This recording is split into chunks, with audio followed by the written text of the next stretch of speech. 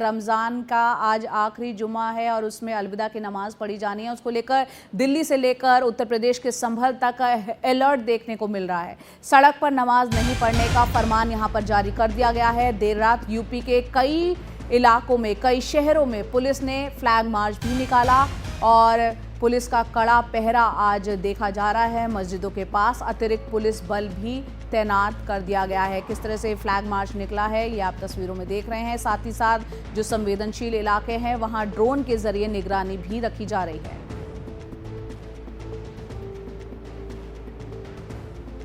तो 4 अलग अलग तस्वीरें भी आपको दिखाते हैं किस तरह से यहां पर नमाज को लेकर मेरठ पुलिस ने एक फरमान जारी किया कि सड़क पर नमाज अगर पढ़ी गई तो कार्रवाई की जाएगी। इस तरह की चेतावनी यहां पर दी गई है और सख्त चेतावनी देते हुए कहा गया है कि पासपोर्ट और जो हथियार लाइसेंस है उनको रद्द करने की भी चेतावनी इसमें दी गई है। वहीं उत्तर प्रदेश के संभल में, क्योंकि एक संवेदनशील इलाका हाल फिलहाल बना हुआ है नवंबर के बाद से, वहां पर भी इस तरह का फरमान दिया गया है कि छतों पर नमाज नहीं पढ़ने का फरमान यहां पर जारी कर दिया गया है। साथ ही साथ आपको हम बता दें कि किस तरह से आप देख रहे हैं तस्वीरों में कि सड़क पर यहाँ पर चप्पे चप्पे पर हर जगह नज़र रखी जा रही है और सख्त फरमान मेरठ में यहाँ पर देखने को मिले हैं कि अगर सड़क पर नमाज पढ़ी गई तो पुलिस जो है यहाँ पर कार्रवाई करेगी। पासपोर्ट और साथ ही साथ जो लाइसेंस, जो हथियार के लाइसेंस होते हैं उनको रद्द कर दिया जाएगा। सड़क पर नमाज पढ़ने पर केस भी दर्ज हो सकता है।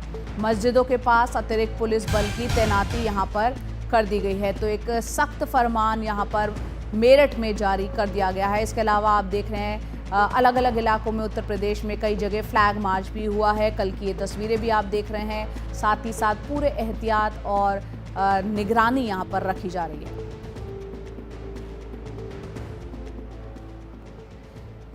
तो यहाँ पर जो मेरठ में सख्त फरमान जारी किए गए हैं, आपको बता दें अगर सड़क पर नमाज पढ़ी गई तो पुलिस जो है वो सख्त कार्रवाई यहाँ पर करेगी। ये मेरठ में पुलिस की तरफ से फरमान जारी किया गया है। जो पासपोर्ट है, जो हथियारों के लाइसेंस है, उनको यहाँ पर रद्द कर दिया जाएगा। ये भी इस फरमान के तहत कहा गया है। आपको बता दें रमज़ान का आज आखिरी जुम्मा है, नमाज पढ़ी जानी है। उसको लेकर सड़क पर नमाज पढ़ने पर केस भी दर्ज हो सकता है। इस तरह के आदेश यहाँ पर फरमान जो है मेरठ में जारी किए गए हैं। मस्जिदों के पास अतिरिक्त पुलिस बल की तैनाती यहाँ पर कर दी गई है। तो ये जो फरमान आया है उस पर प्रतिक्रिया भी आई है, लेकिन पहले आपको पुलिस का वो बयान सुनवाते हैं।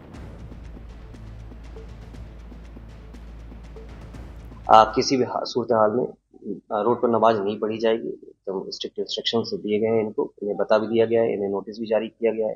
अगर ये कोई केस उनके खिलाफ बनता है, किसी के खिलाफ भी होता है, तो यूजुअली होता है कि जो पासपोर्ट हो गया, लाइसेंसेज हो गए, वो रद्द किए जा सकते हैं। नए पासपोर्ट नहीं बनते जब तक वो क्लियरेंस नहीं हो जाए, एनओसी कोर्ट से ना मिल जाए। अगर ऐसा कोई मुकदमा क्रिमिनल केस किसी के खिलाफ दर्ज होता है तो पासपोर्ट और जो लाइसेंसेज होते हैं वो नहीं दिए जाते जब तक कोर्ट से एनओसी ना मिल जाए। अगर ये लोग कोर्ट से बरी हो जाएंगे तभी इनको पासपोर्ट या लाइसेंस मिलेगा।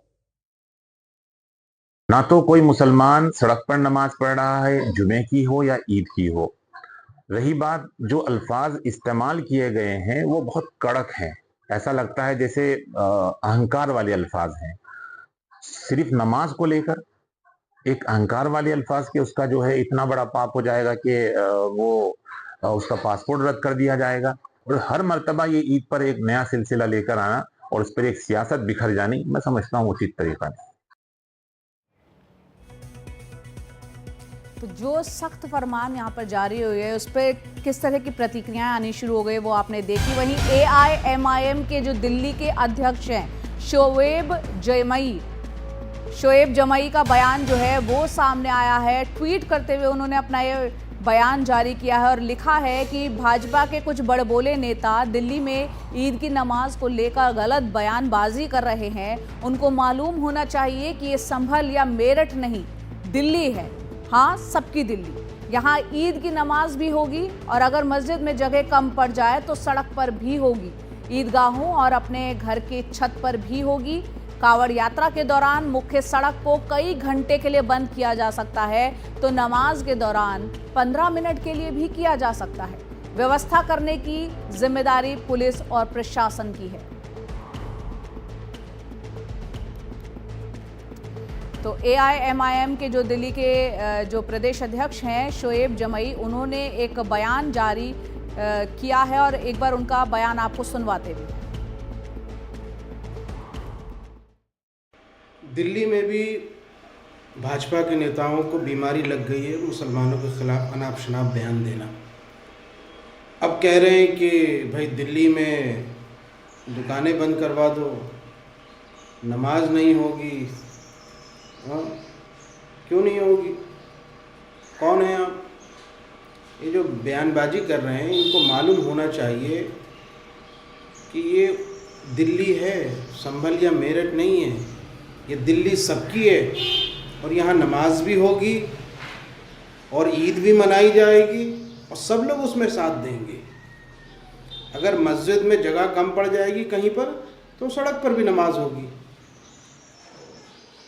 ईदगाह में भी होगी, लोगों के घरों के छत पर भी होगी। क्यों नहीं होगी? जब भंडारे के लिए रास्ता रोक सकते हैं आप, अपने धार्मिक अनुष्ठान के लिए आप सड़कें रोक सकते हैं, कांवड़ यात्रा के लिए कई दिनों तक हाईवे को जाम कर सकते हैं आप, तो 10 से 15 मिनट के लिए ईद के नमाज के लिए आप व्यवस्था नहीं कर सकते। तो दिल्ली के मुख्यमंत्री जी को इतना कहना चाहूँगा कि अपने बड़बोले नेताओं को कहें कि दिल्ली का माहौल ख़राब न करें। नफरती बयान दे करके जो दिल्ली का माहौल ख़राब कर रहे हैं, दिल्ली की जनता देख रही है। ये जिम्मेदारी पुलिस प्रशासन की है और पुलिस प्रशासन को देखना चाहिए कि ये व्यवस्था हो, लोग जमा होंगे, ईद पे होंगे, खुशियाँ मनाएंगे। आप अपने धार्मिक अनुष्ठान कर सकते हैं तो मुसलमान क्यों नहीं कर सकता? यहाँ मेजॉरिटेरियन तरीके से नहीं चलेगा, देश संविधान से चलेगा। फ्रीडम ऑफ रिलीजन सबके लिए है। जो पैमाना आपके लिए हो सकता है वो पैमाना मुसलमानों के लिए भी होगा। ये बात ध्यान रखना चाहिए। तो दिल्ली में नफरत फैलाने की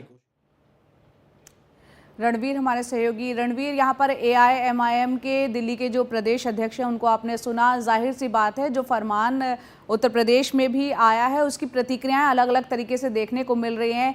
आज का दिन बहुत अहम है, किस तरह की तैयारियां और निगरानी यहाँ पर की जा रही है उत्तर प्रदेश के अलग अलग इलाकों में? यहाँ तक रही बयानों की बात, पुलिस का अपना तर्क है कि इस तरह के बयान क्यों दिए जा रहे हैं, क्यों सिक्योरिटी अरेंजमेंट्स को लेकर के कहा जा रहा है कि लाइसेंस रद्द कर देंगे, आपका पासपोर्ट रद्द कर देंगे, छतों पर नमाज नहीं पढ़ सकते। पुलिस का अपना तर्क है, नेताओं का अपना अपना तर्क है, अपने अपने राजनीतिक विचारधारा के हिसाब से जो वोट बैंक है, नेता इस हिसाब से अपनी बयानबाजी कर रहे हैं। अब अगर बात करें उत्तर प्रदेश में सिक्योरिटी अरेंजमेंट्स की, 24 नवंबर को संभल में हिंसा हुई, उसके पहले बहराइच में हिंसा हमने देखी। इसके बाद से लगातार जो संभल में अपडेट्स आ रहे हैं या बाकी जगहों पर कुछ आतंकी पकड़े गए थे, उसको देखते हुए यूपी पुलिस की तैयारी ये है कि यूपी के सभी 75 जिलों में सुरक्षा के कड़े इंतजाम किए गए हैं। पुलिस, पैरामिलिट्री, इनको डिप्लॉय किया गया है, गश्त की जा रही है, CCTV लगाए गए हैं, उसकी रियल टाइम मॉनिटरिंग हो रही है और साथ ही ड्रोन कैमरे से भी संवेदनशील इलाकों को चिन्हित करके ये सुनिश्चित किया जा रहा है कि कोई भी माहौल खराब करने की कोशिश ना करे। इस कोशिश के बीच में जो राजनीति है वो अपने तरीके से काम कर रही है और जो पुलिसिंग है वो अपने तरीके से काम कर रही है। पुलिस का तर्क ये है कि सिर्फ और सिर्फ एक कोशिश है कि माहौल खराब ना हो। राजनीति की कोशिश ये है कि अपने अपने वोट बैंक को सहेजने के लिए बयान जारी करेंगे। तो यही हो रहा है और ये होता रहेगा। अभी आज अलविदा की नमाज है, शुक्रवार का दिन है, आखिरी जुमा है, भीड़ भाड़ होने वाली है और इस भीड़ भाड़ के बाद एक भीड़ भाड़ 2-3 दिन बाद होगी, 31 या 1 को जब ईद का मनाया जाएगा। तो ऐसे में आने वाले 2-3 दिन ये पूरे चुनौतीपूर्ण है और इसके बाद फिर रमजान के बाद रामनवमी भी देखने को मिलेगी, बैसाखी भी है। तो अलग अलग त्योहार हैं और इस बीच में अलग अलग जगहों से कई तरह की प्रतिक्रियाएं आ रही हैं जिसको लेकर के राजनीति तेज हो रही है और होती रहेगी। राणा सांगा का बयान हो या फिर वीट की दुकानें बंद कराने का बयान हो, छतों पर नमाज रोकने का बयान हो या फिर शस्त्र लाइसेंस कैंसिल करने का, तो इस तरह के जो बयान हैं उससे आने वाले दिनों में राजनीति भी तेज होगी। लेकिन पुलिस का अपना तर्क ये है कि उनकी कोशिश सिर्फ और सिर्फ कानून व्यवस्था बनाए रखने की।